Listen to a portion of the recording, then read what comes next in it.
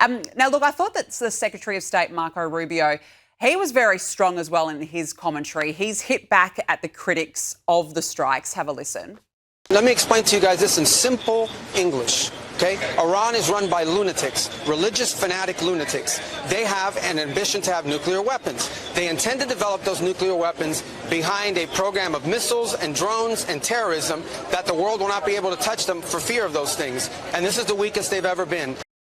How much pressure, Josh, is the administration under to explain the strikes, even though it is just so obvious, as Marco Rubio just said? Donald Trump keeps saying Iran would have been the one to pull the trigger first had they not intervened. So the polling overall of the American electorate is pretty split. Actually, just before you and I started chatting, Danica, the most recent poll I saw actually had literally a dead heat 50-50 approve, disapprove on a straight up, thumbs down. Now, Republicans overwhelmingly support this. And by the way, contrary to what you hear from the likes of Tucker Carlson and Megyn Kelly and folks like that, contrary to that, it's actually self-identified MAGA Republicans who support the strikes at a considerably even higher clip than just normie Republicans there. So the president's base is enthusiastically entirely behind these strikes. Democrats, predictably, are pretty much lining up all their ducks in a row against it there. So that leaves, as is often the case there, the persuadable middle. So I think when you hear from the administration, when you hear from Secretary Rubio, when you hear from Secretary Hegseth, when you hear from the chairman of the Joint Chiefs of Staff, Dan Kane, well, first of all, they're trying to do their jobs, right? I mean, that's the most important thing. They're trying to actually fulfill their tasks as Secretary of State, Secretary of War, and Chairman of the Joint Chiefs. But if there's a political spillover there, they're really just trying to play to the middle of the electorate. The thing, though, about Donald Trump, Danica, is I don't think he actually particularly cares about the polling on this issue. He's been very, very consistent on the issue of Iran for a very, very, very long time. In fact, if you look at all the issues that Donald Trump has been outspoken about for decades there, from my vantage point, there's perhaps only one issue that Donald Trump has a longer and more consistent track record on than Iran, and that's the issue of tariffs and trade, where he has been just remarkably consistent for the better part of a half century. But there's this clip circulating over the past 48 hours or so of Donald Trump going on a talk show during the Tehran hostage crisis, when the regime in its infancy then stormed the embassy, the U.S. embassy there in Tehran, seized a lot of hostages for 444 days before Ronald Reagan freed them. And Trump back then, 1980, was essentially complaining that the Jimmy Carter presidency, in this old clip, he complained that they were not using the U.S. military to go in at minimum try to free American hostages, at maximum try to overthrow this tyrannical regime in its then infancy. So he's been very consistent. His very first speech down the Gilded Escalator at Trump Tower in June 2015, people remember it for his comments about the Mexicans and the border and all that there.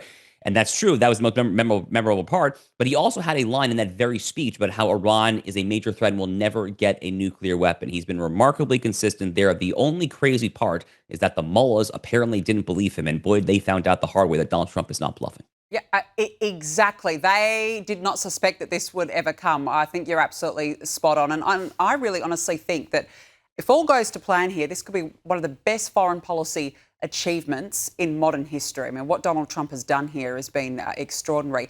We've got to talk about New York Mayor Zohran Mamdani. I just think this guy is a real waste of space in that role. He's added his 2 useless cents in. He can't even say whether or not Iran is better off with or without the Ayatollah. Have a look. And I've also said that while I may be a young mayor, I am old enough to remember the devastating consequences of our country pursuing a war with the intent of regime change in that very same region not that many years ago. He is dangerous. He is a typical socialist, Josh. The Ayatollah is responsible for the deaths of hundreds of thousands of people, and this guy can't even give a straight answer. So let's not forget that Zohran Mamdani was actually found, and we owe some credit here to an organization called MEMRI, the Middle East Media Research Institute. They actually uncovered this footage of Zohran Mamdani speaking on the very first day of Ramadan at an Iranian regime-linked mosque, a mosque that's actually on all of the FBI watch list because it's been connected to various Iranian regime front groups in the United States. Mamdani chose that mosque in New York City to speak at on the very first day of Ramadan. That was literally just a week and a half ago, give or take.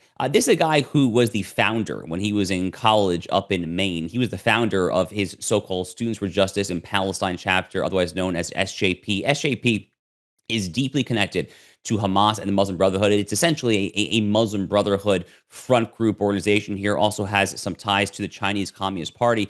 Mamdani's a lunatic. Yeah, he's very glib. He's smooth talking. He's good looking. He knows how to string a sentence together. He's basically Barack Obama 2.0, except he's actually substantially more dangerous. And Barack Obama was pretty dangerous, but Zohran Mamdani is actually much more dangerous, potentially, God forbid, if he gets higher than his current already pretty high perch there, because he's the singular encapsulation of what I refer to and many others refer to as the red-green alliance, of this deeply unholy alliance of convenience between the Marxists on the one hand and the Islamists on the other. He is absolutely a Marxist. He's a guy who has quoted Karl Marx, his Communist Manifesto, to each according to their need. He literally, you go to his Twitter feed, he's been quoting the Communist Manifesto for years there. He also has sympathy to the Iranian regime, as you correctly note, and to various other radical Islamist factions there. A guy who couldn't condemn or even bring himself to distance himself from the genocidal calls to globalize the Intifada. He only withdrew from endorsing that phrase under immense pressure, and he did so basically halfway through his mayoral campaign. So the guy is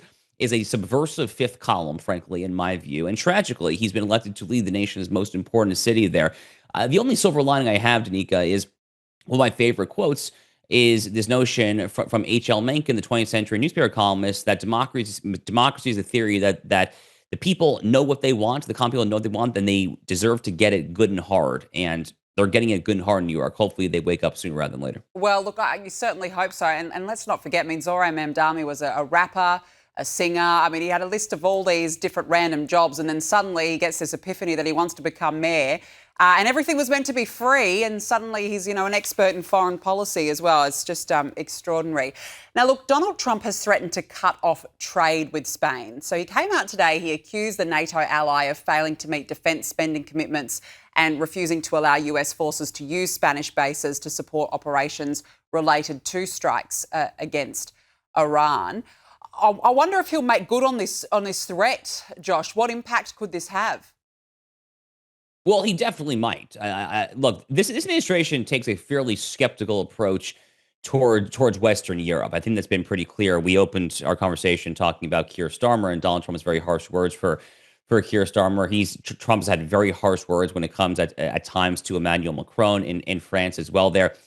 And Spain is currently led by a zealous left winger, a guy who has accused Israel of genocide there, who has not particularly nice things to say about the United States and various other Western powers in general there. So no, I think it is absolutely not past Donald Trump to try to impose crippling, potentially tariff sanctions. Who knows? I don't think he particularly cares, frankly, that Spain is in NATO. Why? Because the United States is the ultimate guarantor of NATO. The United States is the ultimate guarantor of essentially all of these invariably semi-feckless to full-on feckless Western transnational institutions there. The United States is the only reason that NATO still exists, that the United Nations still exists, that all these various organizations still exist there. So that's kind of besides the point.